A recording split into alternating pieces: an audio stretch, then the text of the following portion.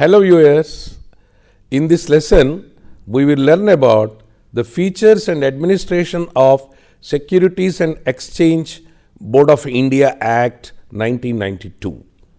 Viewers, now we will learn about the legislative history and basic structure of the Securities and Exchange Board of India Act 1992, which is also called as SEBI Act, and important definitions. Legislative history. Until the middle of 1992, the securities market in India was governed by the Capital Issues Control Act 1947, the Companies Act 1956, and the Securities Contracts Regulation Act 1956. The governance of securities market underwent a drastic change in the year 1992, which synchronized with the globalization concept in India.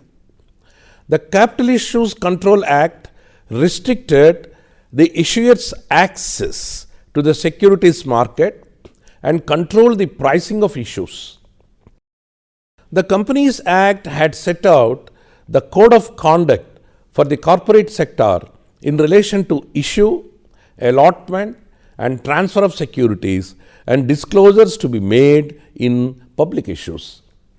The Securities Contracts Regulation Act ensures regulation of transactions in securities through control over stock exchanges. As a part of economic reforms and liberalization process, during May 1992, the Capital Issues Control Act 1947 was repealed. With this, the Office of Controller of Capital Issues was abolished. The capital market was allowed to allocate resources to competing uses, and the absolute control of the government over the capital issues ceased. To ensure effective regulation of the capital market, the Securities and Exchange Board of India Act 1992 was enacted. Under this act, a board called Securities and Exchange Board was established with statutory powers to protect the interest of the investors in securities, to promote the development of the securities market, and also to regulate the securities market. The board is vested with jurisdiction over corporates in the issuance of capital and transfer of securities, and also over all intermediaries and persons associated with securities market. As a major regulator in India, this board, also called as SEBI, is vested with the necessary autonomy and authority to regulate and develop an orderly securities market, and the board is fully empowered to specify the matters to be disclosed by the corporates and the standard of disclosure required to protect the investors in respect of the issues. The SEBI can issue directions to all intermediaries and other persons associated with the securities market to protect the interest of the investors and ensure orderly development for securities market, and the board also can hold inquiries, audits, and inspection of all concerned and adjudicate offences under the Act. Viewers, we will now learn about the basic structure of the SEBI Act. This Act consists of 35 sections divided into 7 chapters. The schedule was repealed in the year 2001. The Act underwent some changes under the Securities Laws Amendment Act 1995, the Depositories Act 1996, the Securities Laws Amendment Act 1999, the Securities Laws Second Amendment Act 1999, Repealing and Amending Act 2001, and the SEBI Amendment Act 2002. Objectives of the Act. The preamble of the Act states that this Act is enacted to provide for the establishment of a board that is the Securities and Exchange Board of India, to protect the interests of investors in securities, to promote the development of and to regulate the securities market and for matters connected therewith or incidental thereto. Structure of the Act. Chapter 1 of the Act contains sections 1 and 2 dealing with the preliminaries and also the definitions of various terms under the Act. Chapter 2 contains sections 3 to 9 pertaining to the establishment of the SEBI and its management. Under section 3 of the Act, the SEBI is a body corporate having perpetual succession and a common seal with the power to acquire, hold and dispose of property, both movable and immobile, and to contract, sue and be sued in its own name. The SEBI has its head office at Mumbai in the state of Maharashtra, and it has powers to establish its offices at other places in India. Students are advised to thoroughly study the provisions under sections 3 to 9 of the Act to acquaint themselves with the various managerial and operational aspects of the SEBI. Chapter 3 contains the provisions under section 10 relating to transfer of assets, liabilities of the existing SEBI to the new board. Chapter 4 comprises of sections 11 to 11D relating to the powers and functions of SEBI. Chapter 5 contains section 12 relating to the registration of stockbrokers, share transfer agents and others.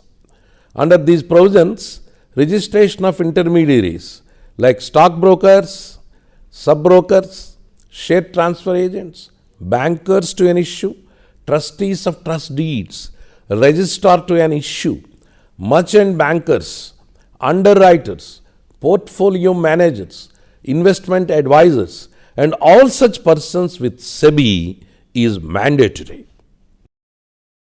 Chapter 5A contains section 12A pertaining to prohibition of manipulative and deceptive devices, insider trading, and substantial acquisition of securities or control. Chapter 6 contains the provisions under sections 13 to 15 relating to finance, accounts, and audit. Chapter 6A contains sections 15A to 15JA relating to penalties and adjudication. Chapter 6B contains sections 15K to 15Z relating to the establishment, jurisdiction, authority, and procedure of Securities Appellate Tribunal. The last chapter 7 contains sections 16 to 35 relating to miscellaneous provisions like power of central government to make rules, regulations, issue directions, and supersede the SEBI and like matters. Important definitions. 1. Existing SEBI.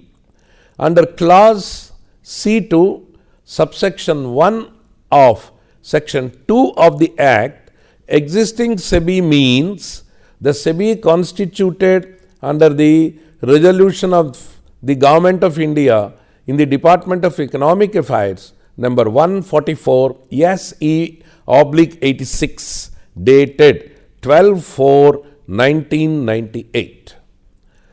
2. Securities. Under clause I2, subsection 1 of section 2 of the Act, the term securities has a meaning assigned to it in section 2 of the Securities Contracts Regulation Act 1956. 3. Words and expressions. Under subsection 2 of section 2 of the Act, the words and expressions used and not defined in this Act but defined in the Securities Contracts Regulation Act 1956 or the Depositories Act 1996 shall have the meanings respectively assigned to them in that Act.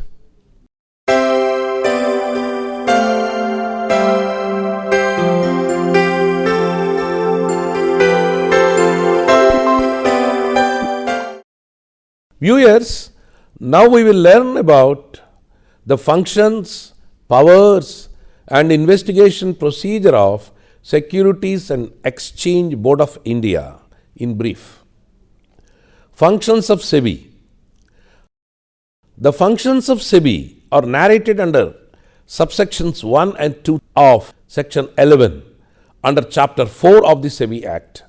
Under this provision, the SEBI is duty bound to protect the interest of investors in securities and to promote the development of and to regulate the securities market by such measures as it thinks fit. The measures which are supposed to be taken are narrated under subsection 2. 1. Regulating the business in stock exchanges and any other securities markets. 2. Registering and regulating the working of stockbrokers, sub-brokers, share transfer agents, bankers to an issue, trustees of trust deeds, registrars to an issue, merchant bankers, underwriters, portfolio managers, investment advisors, and such other intermediaries who may be associated with securities markets in any manner. 3.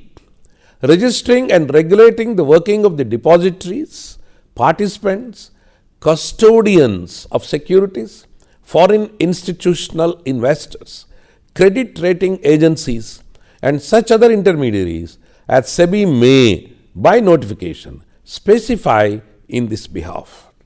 4. Registering and regulating the working of venture capital funds and collective investment schemes, including mutual funds. 5. Promoting and regulating self-regulatory organizations. 6. Prohibiting fraudulent and unfair trade practices relating to securities markets. 7. Promoting investors' education and trading of intermediaries of securities markets. 8. Prohibiting insider trading in securities. 9. Regulating substantial acquisition of shares and takeover of companies. 10. Calling for information from, undertaking inspection, conducting inquiries, and audits of the stock exchanges, mutual funds, other persons associated with the securities market, intermediaries, and self-regulatory organizations in the securities market. 11. Calling for information and records from any person, including any bank or any authority or board or corporation established or constituted by or under any central or state act, which in the opinion of SEBI shall be relevant to any investigation or inquiry by SEBI in respect of any transaction in securities. 12. Calling for information from or furnishing information to other authorities, whether in India or outside India, having functions similar to those of SEBI in the matters relating to the prevention or detection of violation in respect of securities laws, subject to the provisions of other laws for the time being in force in this regard. 13. Provided that SEBI, for the purpose of furnishing any information to any authority outside India, may enter into an arrangement or agreement or understanding with such authority with approval of the central government. 14.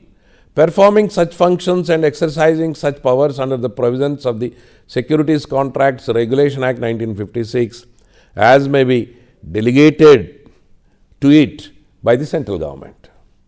15. Levying fees or other charges for carrying out the purposes of this section. 16. Conducting research for the above purposes. 17. Calling from any such agencies as may be specified by SEBI such information as may be considered necessary by it for the efficient discharge of its functions. 18. performing such other functions as may be prescribed. Powers of SEBI. 1.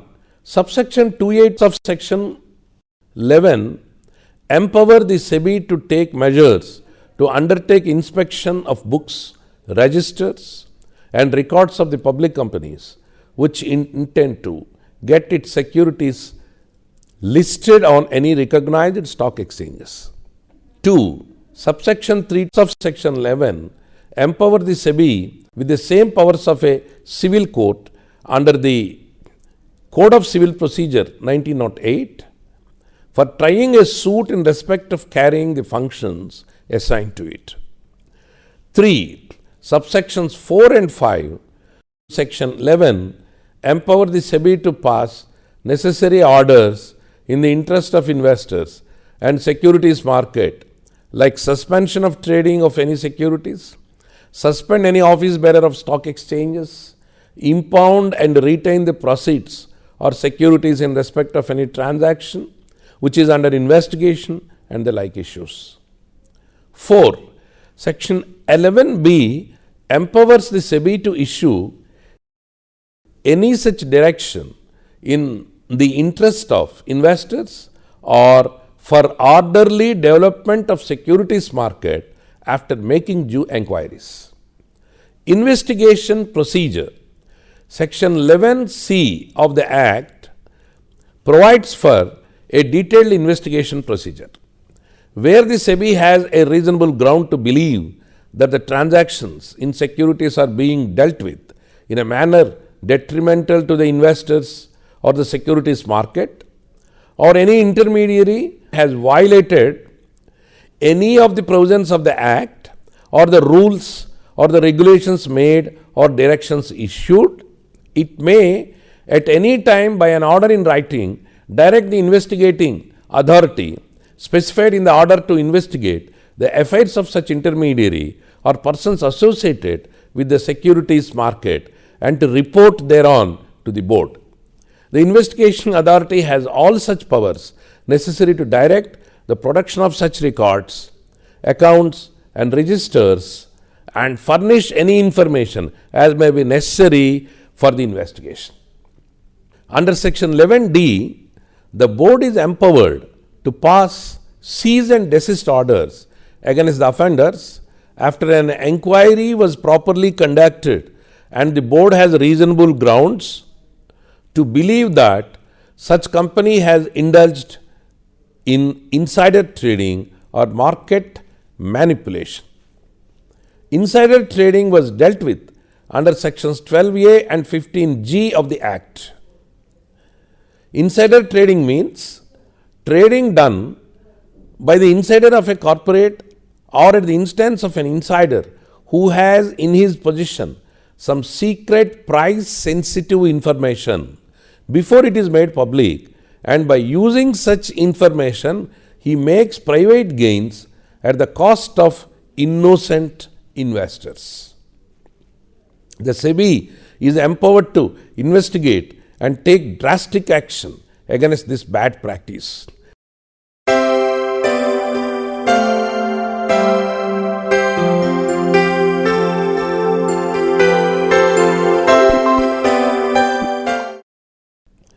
Viewers, now we will learn about the penalties for failure, default, and contravention under the SEBI Act.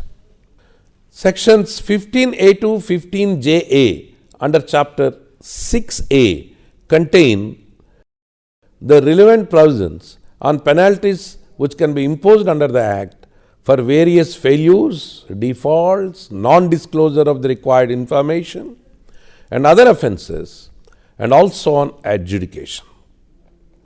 Penalties are imposed where the corporates do not comply with the orders of SEBI issued under Sections 11 to 11D, 12A, and other related provisions. The penalties are briefly narrated here. 1. The penalty for failure to furnish information, written, etc. under Section 15A, failure by any person to enter into an agreement with client under section 15B. Failure to redress investors' grievances under section 15C. Defaults in case of mutual funds under section 15D. Failure to observe rules and regulations by an asset management company under section 15E is rupees 1 lakh for each day during which such failure continues, or 1 crore rupees, whichever is less. 2. The penalty for default in case of stockbrokers under section 15F is as follows. A. For failure to issue contract notes, the penalty is not exceeding 5 times the amount for which the contract note was required to be issued. B. For failure to deliver any security or failure to make payment of the amount due to the investor, the penalty is 1 lakh rupees for each day during which such failure continues, or 1 crore rupees, whichever is less. C. For charging an amount of brokerage which is in excess of the brokerage, the penalty is 1 lakh rupees or 5 times the amount of brokerage charged in excess of the specified brokerage, whichever is higher. 3. The penalty for insider trading under section 15G is 25 crore rupees or 3 times the amount of profits made out of insider trading, whichever is higher. 4. The penalty for non-disclosure of acquisition of shares and takeovers under section 15H and for fraudulent and unfair trade practices under section 15HA is 25 crore rupees or 3 times the amount of profits made out of such failure or practice, as the case may be, whichever is higher. 5. Where whoever fails to comply with any provisions of the SEBI Act, the rules or the regulations made or directions issued by the board thereunder, for which no separate penalty has been provided, the penalty is extendable to 1 crore rupees. Power to adjudicate. Section 15I empowers the SEBI to appoint any officer not below the rank of division chief to be an adjudicating officer for investigating into the aforementioned defaults and also adjudicate the charge and impose penalty. Sections 15J and 15JA contain the procedural aspects to conduct the investigation and impose penalty, and further crediting the recovered penalty amount to the Consolidated Fund of India.